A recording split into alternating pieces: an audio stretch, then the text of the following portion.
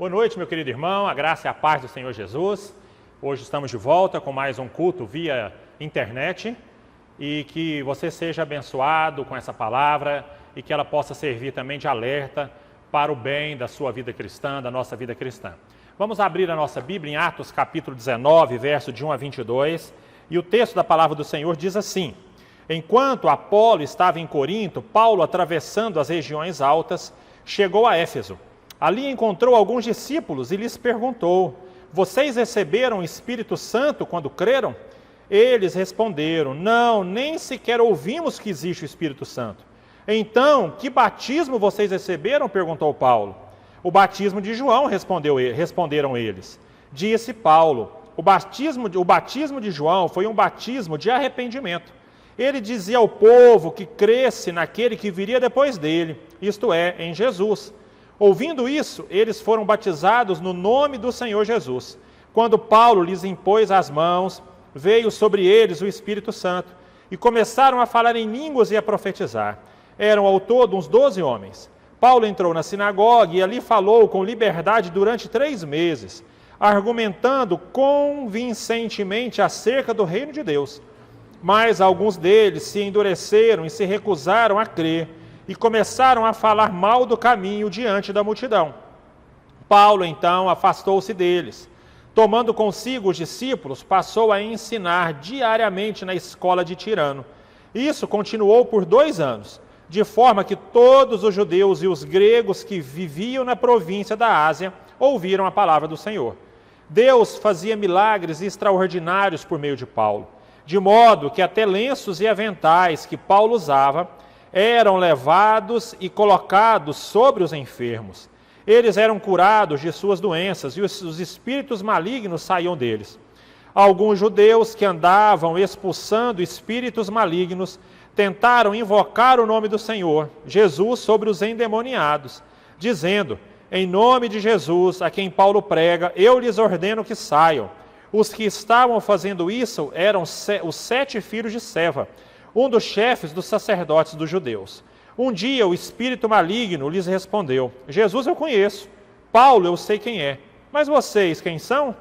Então o endemoniado saltou sobre eles e os dominou, espancando-os com tamanha violência que eles fugiram da casa nus e feridos.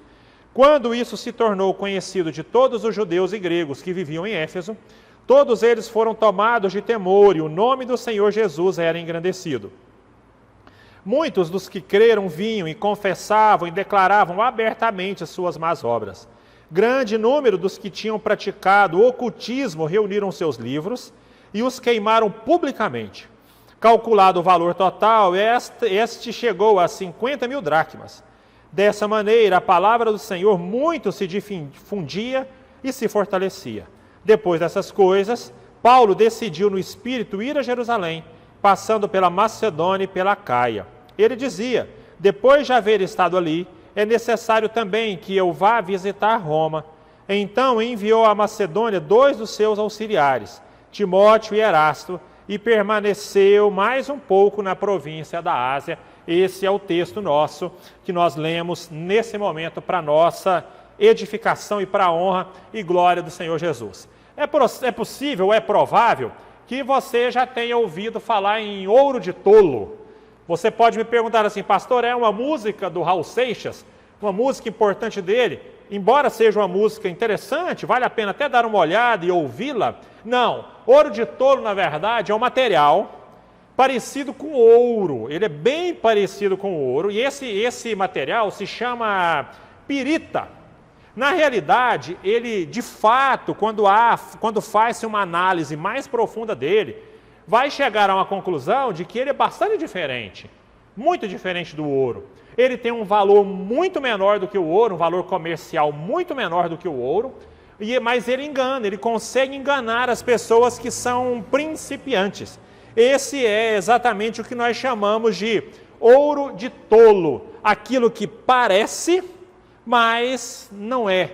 Nem tudo que reluz é ouro. Quando você folheia os textos bíblicos, as histórias bíblicas, você vai encontrar algumas coisas que se pareciam muito com aquilo que era correto, mas que de fato não era certo. É provável que nós possamos chamar isso, ou que nós possamos incluir dentro de uma lei, que no Código Penal brasileiro é o 171, que é o estelionato, que é provavelmente você se aproveitar da boa fé de alguém para fazer-lhe alguma coisa contrária, ou vender um bem com preço maior, ou vender alguma coisa e não entregar. É o famoso 171, é você fazer de conta a fim de ganhar ou de tirar uma vantagem sobre aquilo que você faz. Queridos, quando eu penso na Bíblia, por exemplo, eu vou pensar em Judá e Tamar, Gênesis 38. Vale a pena você abrir a Bíblia e dar uma olhada. Em Gênesis capítulo 38, a Tamar, ela precisava ter um filho, a fim de que ela pudesse ter a sua descendência, a fim de que ela pudesse ter filhos, ela não tinha. Ela tinha ficado viúva. E em Israel, o que deveria acontecer era que os irmãos, às vezes os sobrinhos, alguém mais próximo, teria que fazer um filho juntamente com Tamar, a fim de que o filho pudesse receber o nome do pai que faleceu. Mas ali, por alguns motivos, você pode estudar o texto de Gênesis capítulo 38, você vai encontrar ali o fato que, por algum motivo, ela não recebeu esse menino, esse jovem ou esse homem, a fim de que eles pudessem ter um filho.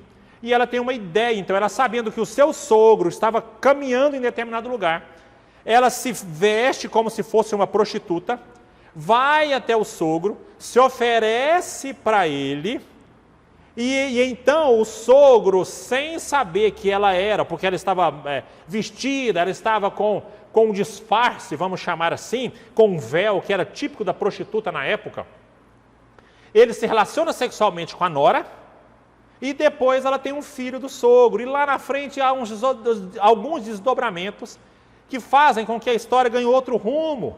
O sogro, ele percebe que ele tinha agido de forma equivocada, mas olha que interessante essa história de você vender algo que não é verdade. Olha como é que é interessante você usar a boa fé de uma pessoa a fim de extrair ou de obter dela algum lucro, algum bem. Quando você encontra o texto, ou quando você vai ao texto de Jeremias capítulo 28, existe um profeta chamado Ananias. Ali você tem o povo de Israel, na verdade o povo de Judá, o povo do sul do país, eles já tinham um problema sério, já estavam sob a dominação babilônica. E o Ananias, então, ele é um profeta, ele reúne todos os sacerdotes, ele reúne o povo, e ele então profetiza algo que as pessoas queriam ouvir. Olha que interessante, olha como é que passa aí pelo estelionato. Ele para conseguir o sucesso, para conseguir a confiança, ele de alguma forma profetiza algo que as pessoas gostariam de ouvir. Então, qual é a profecia que o Ananias faz em Jeremias capítulo 28? Ele diz, olha, o jugo da Babilônia sobre Israel, sobre Judá, sobre esse reino, ele durará apenas 2 anos, só 2 anos. E depois disso, Deus restaurará a nossa nação e fará de nós um povo muito forte, um povo muito importante. Jeremias, ele interrompe também nesse mesmo momento e diz, isso não é verdade. Isso não é verdade. O que está acontecendo aqui é que Deus vai impor sobre nós um jugo mais pesado do que um jugo de madeira. Será como um jugo de ferro, feito de ferro, muito mais pesado. Mas o que me chama muita atenção no capítulo 28 de Jeremias é que o profeta verdadeiro, o profeta Jeremias, ele chega a uma conclusão. E ele diz assim, mas o profeta que profetiza prosperidade será reconhecido como verdadeiro. Ele vai ser verdadeiro. Ele vai ser o verdadeiro enviado do Senhor. Se aquilo que ele fala se realiza. Olha que interessante, lá atrás Jeremias já dizia que se um profeta que profetiza prosperidade na vida das pessoas, se de algum meio, se de alguma forma, aquela profecia, ela se tornar verdadeira na vida de alguém, aquele profeta vai ser denominado, ali vai um servo do Senhor. E de alguma forma, irmãos, especialmente profecias genéricas, ela num auditório de 100, de 200 pessoas, alguma coisa que foi profetizado, ou alguma coisa que foi profetizada naquele momento, de alguma forma ela vai se cumprir na vida das pessoas. E Jeremias alertava dizendo, olha, eu posso falar contra tudo que esse profeta falar.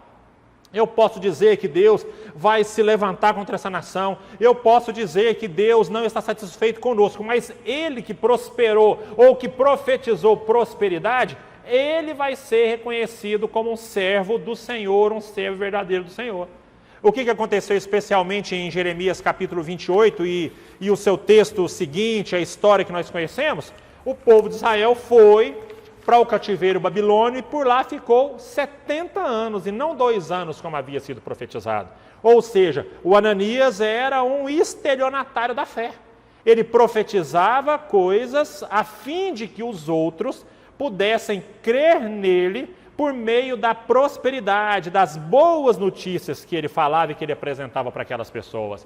Nem tudo no meio cristão, meu querido irmão, nem tudo que reluz é ouro. Nem tudo que reluz é ouro. Há muito no nosso meio que é ouro de tolo. Que é ouro para que algumas pessoas se agradem daquela palavra e comprem o ouro como se o ouro, ou comprem o metal precioso como se ele fosse ouro. Agora, pensamos o seguinte: a pessoa que é de alguma forma induzida pelo estelionatário, em quase todas as vezes ela vai, porque ela também quer o lucro fácil, ela também quer o caminho fácil. Nem todas as vezes, irmãos. Há estelionatos cometidos no Brasil que as pessoas caem por ingenuidade. Uso do telefone, do sequestro e tantos outros que nós conhecemos por aí. Mas boa parte do estelionato é o quê? A pessoa quer ganhar um juro exorbitante em pouco tempo.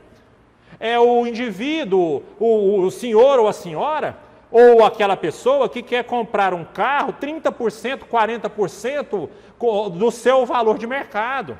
É o empresário que escuta um advogado e o advogado promete ao empresário que ele vai pagar 1/3 de ICMS se contratar aquele indivíduo. E quantas vezes as pessoas se enrolam por causa dessas questões, porque também querem tirar vantagem de alguma forma. Mas nem tudo, como disse, é má fé de quem é a vítima. Mas nem tudo que reluz é ouro. De fato, nós temos que estar atentos a isso. Não existem soluções mágicas para todas as coisas, muito menos para a fé cristã, meu querido irmão. Não existe solução mágica. Não existe solução mágica para os tempos de pandemia. Não existe. Claro que não existe. Não existe uma fórmula mágica que o pastor, o meu amigo, meu irmão da internet, ele passou para você, resolvendo todos os nossos problemas aqui. Não há fórmula mágica. Não existe. Cuidado, nem tudo que parece de fato é ouro. Estamos vivendo, queridos irmãos, em tempos difíceis. Em tempos em que nós, se não estivermos nos preparando de fato para viver, para vencer a pandemia, nós vamos ser levados por caminhos que são caminhos ruins. Às vezes pelos caminhos mais fáceis. Às vezes pelos caminhos que aquela pessoa, aproveitando o momento, ela vai nos apresentar. E eu quero pensar com você nessa noite, ou no momento do dia que você estiver assistindo, ou cultuando a Deus juntamente comigo, eu quero pensar com você em algumas reflexões importantes nesse texto. A primeira delas, queridos irmãos, é que nem todos os que estão perto são realmente cristãos. Olha, pastor, eu fiz negócio com um crente, eu fiz negócio com um cristão, e ele me passou a perna lá no motor do carro, o motor do carro estava fundindo, e ele me vendeu a si mesmo, ele era crente. Aqui na mercearia em que eu sou proprietário, da qual eu sou proprietário, o fulano que é crente, ele me deve e não vem pagar. Espera um pouquinho, para, ponto. Nem todos os que se dizem crentes são crentes. Nem todos aqueles que estão perto, de fato, fazem parte do corpo. Aqui você tem um grupo de pessoas. Paulo chega na cidade de Éfeso, uma cidade importante. Essa cidade é a cidade em que Paulo vai dedicar mais tempo dentro do seu ministério. É essa cidade de Éfeso. Quando Paulo chega, ele vê um grupo de pessoas ali que eram discípulos. Me parece que a gente pode entender que Paulo está falando que aquelas pessoas se parecem com discípulos. E Paulo faz uma pergunta que é uma pergunta intrigante para aquelas pessoas. Vocês receberam o Espírito quando creram? A resposta daquelas pessoas é simples. Nem sabemos o que é o Espírito Santo, diferentemente de Apolo no capítulo anterior. Aqui essas pessoas sequer sabem quem é o Espírito Santo. João capítulo 3, versículo 5, o evangelista João, que escreve o livro, o evangelho mais teológico dos 3 evangelhos, ele diz da seguinte maneira, João capítulo 3, versículo 5, respondeu Jesus, digo-lhe a verdade, ninguém pode entrar no reino de Deus se não nascer da água e do Espírito. Romanos capítulo 8, versículo 9, aqui o próprio apóstolo Paulo, que estava na história, que ele está escrevendo uma carta, ele escreve da seguinte maneira, àqueles irmãos, entretanto, vocês não estão sob domínio da carne, mas do Espírito, se de fato o Espírito de Deus habita em vocês. Eu poderia citar aqui mais uma dezena de versículos que nos mostram que sem o Espírito Santo não há conversão. É o Espírito Santo que nos conduz ao arrependimento. Como é que aquelas pessoas que estavam ali, e sendo identificadas inclusive como discípulos de Jesus, como é que aquelas pessoas poderiam ser cristãs? Como é que aquelas pessoas poderiam fazer parte integralmente e literalmente do corpo de Cristo? Não é.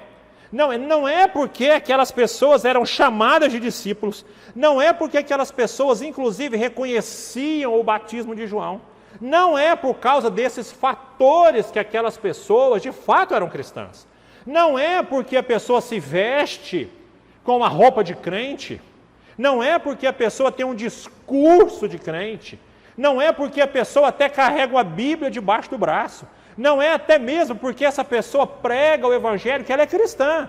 O que transforma uma pessoa de fato em cristã é reconhecer Jesus Cristo como Salvador, passar pela cruz e morrer com Cristo na cruz e ressurgir com Cristo para uma vida nova e diferente. Pastor, olha, lá na escola tem um menino que ele é crente, ele é o pior aluno, ponto. Será que de fato ele passou pela cruz? Será que de fato ele ressuscitou com Cristo ao 3º dia? E o seu velho homem morreu para que nascesse um novo homem no lugar? Nem todos os que estão por perto de fato são cristãos. Fique atento, nesses dias de pandemia, muitas coisas aparecem, muitas coisas. É na internet, é no WhatsApp, é vídeo, é mensagem, é e-mail, é tanta coisa, é Instagram, todo mundo se apresentando como cristão. Cuidado, nem todos são cristãos, nem todo mundo que se apresenta como crente, de fato é crente. Segundo, que nem tudo que foi feito no livro de Atos é para continuar a ser feito aqui. Queridos irmãos, vamos nos enquadrar, vamos nos encaixar aqui no contexto. Vamos lá. Paulo, então, foi lá, conversou com aquelas pessoas, discipulou aquelas pessoas, batizou aquelas pessoas, elas automaticamente receberam o Espírito Santo. Não é possível crente sem Espírito Santo. Isso não acontece, não acontecerá. Desculpem-me aqueles que defendem uma bênção posterior, que se chama batismo com o Espírito Santo. Isso não existe na Bíblia. Eu já li pelo menos 2 versículos e posso mostrar para vocês uma dezena deles, dizendo que não é possível um crente nascido de novo sem que o Espírito Santo habite o coração e a vida daquela pessoa. Não é possível. Esses homens, então, entenderam a Cristo, foram batizados, entenderam Jesus Cristo, seguiram a sua vida. Inclusive, houve uma marca importante. Nesse caso, eles receberam o dom de profecia, o dom de línguas. Há outros casos que a pessoa recebe outro tipo de dom. Há outros casos que a pessoa recebe outras habilidades. Não tem ligação específica com dom de línguas e batismo com o Espírito Santo. O próprio apóstolo Paulo, quando ele recebe a Cristo como Salvador, ele é Cristo que aparece para ele, ele se converte ali e não há uma manifestação semelhante a essa. Então, queridos irmãos, cuidado com isso. O apóstolo Paulo vem, prega, eles aceitam a Cristo, são batizados, recebem o Espírito Santo, e diz o texto que havia tantos milagres no ministério de Paulo, que o milagre que acontecia aqui, o maior milagre no ministério de alguém, conversão das pessoas. Esse é o maior milagre que pode existir. Ponto. Às vezes nós nos esquecemos disso, que o maior milagre na vida de uma pessoa é a salvação em Jesus. Esse é o maior milagre que existe. Alguém que era um alcoólatra e deixa o alcoolismo. Uma mulher que era mentirosa e ela deixa de mentir. Um homem que era fofoqueiro e deixa de ser fofoqueiro. Uma pessoa que pega todo o seu interior e o seu interior é transformado para uma nova vida. Esse é o maior milagre que existe. Paulo, várias e várias pessoas aceitando a Cristo e sendo transformadas pelo ministério do apóstolo Paulo. Mas existiam-lhe também curas e milagres, exorcismo. Paulo, ele expulsa o demônio da vida de várias pessoas. Mas uma coisa me chama a atenção, que onde Paulo passava, as pessoas levavam para Paulo os seus lenços. As pessoas levavam para que Paulo orasse com com os aventais, levava a roupa da pessoa para Paulo orar pela roupa. Em Pedro em Atos capítulo 5, versículo 15, Pedro em Atos capítulo 5, versículo 15, fala que as pessoas eram colocadas à sombra de Pedro. Onde Pedro andava, a sombra de Pedro curava as pessoas. Vamos lá? Vamos entender? Primeiro, isso aconteceu na era apostólica, era um momento de crescimento, de início da igreja. Segundo, isso aconteceu de forma muito clara para o crescimento do reino de Deus. Terceiro, eu te faço agora uma pergunta. Isso é uma doutrina ou é apenas uma história? A história, ela serve para edificação da nossa vida, mas não significa que todas as histórias bíblicas, elas obrigatoriamente se repitam nos dias de hoje, para que eu seja um crente fiel e verdadeiro. Como disse, por exemplo, o apóstolo Paulo, numa era pós-cristã, Jesus tinha algum tempo depois da morte e ressurreição de Cristo, Paulo andava numa estrada e Paulo, ele recebeu o evangelho de Jesus. Ok, ali é uma história maravilhosa, edificante. Significa que depois daquilo, todas as pessoas só aceitarão a Cristo como Salvador, se Jesus aparecer para elas. Então significa que eu não sou crente, talvez você que esteja me ouvindo também não é um cristão. Porque a maioria de nós, Cristo mandou alguém para falar para o nosso coração e a nossa mente. Mas não foi o próprio Cristo que se apresenta.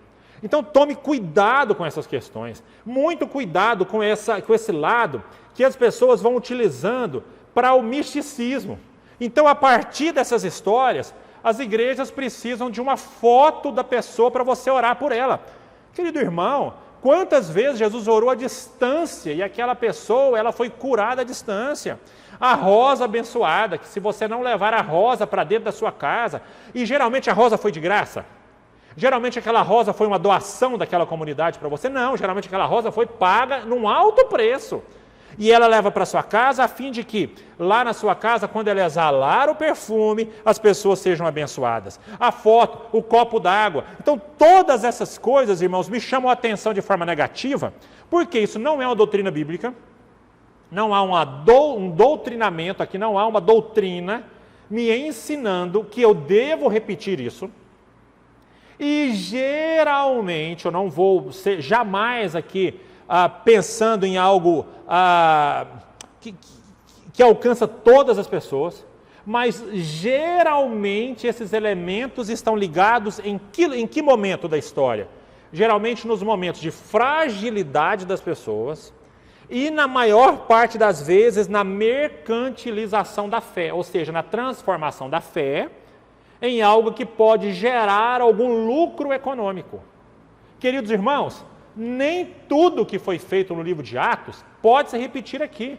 Nem tudo que foi feito no Antigo Testamento deve se repetir. Há muitos ensinos históricos que não se repetirão mais, que não terão mais uma revivência. Você não poderá reviver aquelas questões. Então fique atento com as ofertas que você recebe. Fique atento, especialmente que essas ofertas elas vêm nos momentos mais complicados. E cuidado para que você não seja vítima, e não apenas vítima, mas também que você não faça parte como um ativo no estelionato da fé. Então tome cuidado com essas questões. A terceira e última reflexão que faço, meus queridos irmãos, é que nem todos que chamam Deus de Pai, de fato agem em nome do Senhor. Nem todos que chamam Deus de Pai, eles agem em nome do Senhor, nem todo mundo. Nem todos que chamam Deus de Pai agem em nome do Senhor. Nem todo mundo que é filho de sacerdote é sacerdote. E isso me chama demais atenção nos dias de hoje. Me chama muita atenção. Vamos aqui ao texto, depois eu faço a aplicação final. Aqui vai dizendo que muitas pessoas se converteram, muitas pessoas eram curadas, havia grande poder, havia grandes ensinos. E chegou no momento em que havia algumas pessoas ali, os filhos de Seva, 7 pessoas em especial, 7 filhos de Seva, eles eram exorcistas. Eles, mesmo não sendo crentes, eles expulsavam demônios. Pastor, mas hoje o texto está complicado. Vamos pensar? Um pouco antes, quando Paulo e Silas foram presos, eles foram presos por uma menina que era adivinhadora, e ela era adivinhadora por meio de um espírito adivinhador. O texto de Atos não nos relata que a adivinhação dela era mentirosa, ou seja, que ela não adivinhava, e ele não entra em detalhes. O texto de Atos reconhece aquela menina como adivinhadora, e pode ser que ela passava a perna nos outros, ou que ela adivinhasse mesmo em nome dos espíritos malignos. E ela deixava os seus donos ricos. Aqui você tem pessoas que estão exorcizando e não são crentes. Você sabe, você tem o texto bíblico de Mateus capítulo 7, versículo 21 a 22, Jesus diz o seguinte: olha, vai chegar um dia em que as pessoas vão dizer assim: olha, Senhor, mas em teu nome eu expulsei demônios. A resposta para algumas pessoas será a seguinte: eu nem te conheço.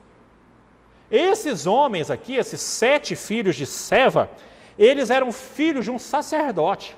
E por serem filhos de um sacerdote, eles se julgavam sacerdotes também.